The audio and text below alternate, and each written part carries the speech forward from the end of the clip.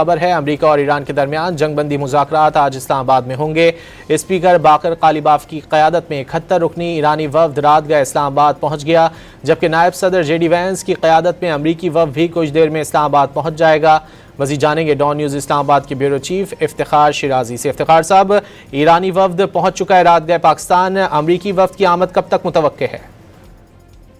گزشتہ رات ایران کا وفد اسپیکر محمد باقر قالیباف کی قیادت میں، جن میں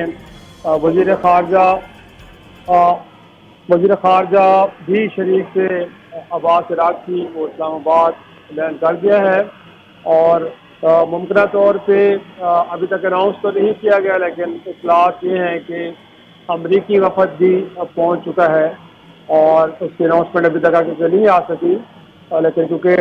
10:30 بجے تک کا وقت رکھا گیا ہے مذاکرات کے شروع ہونے کا،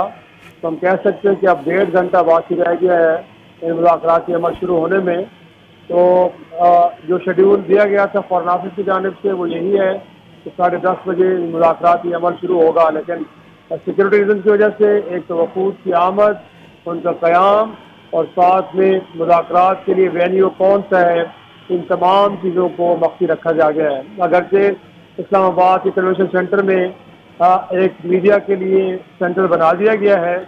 جہاں پہ مذاکرات سے متعلق جو بھی تازہ ترین صورتحال ہوگی اس سے ملکی اور غیر ملکی میڈیا کو مسلسل آگاہ کیا جائے گا۔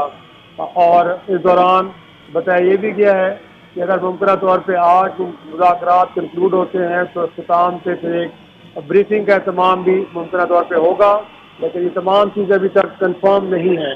تو ایرانی وفد پہنچ چکا ہے، جبکہ امریکی وفد کے بارے میں بھی اطلاعات ہے کہ وہ پہنچ چکا ہے،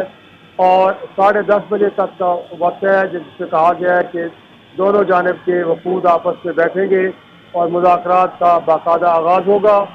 اسلام آباد میں گویا کہ کل کے دن کے لیے بھی، اتوار کے دن کے لیے بھی مذاکرات کو جاری رکھنے سے متعلق جتنی بھی ارینجمنٹس ہیں وہ موجود ہیں، اور اگر یہ مذاکرات کا عمل ایکسٹینڈ ہوتا ہے تو اس کے اکارڈنگلی مزید انتظامات بھی کیے جائیں گے۔ ریڈ زون کا علاقہ سیل ہے، اور ہیلی کاپٹر سے اسلام آباد کی مسلسل فضائی نگرانی بھی کی جا رہی ہے، جبکہ ریڈ زون کا علاقہ مسلح افواج کے حوالے ہے، اور علاقوں پر مسلسل علاقوں کے اوپر لوگوں کی چیکنگ اور آمد و رفت کے اوپر مسلسل کڑی نگاہ رکھی جا رہی ہے۔ جی بہت شکریہ افتخار صاحب ان تفصیلات کے لیے۔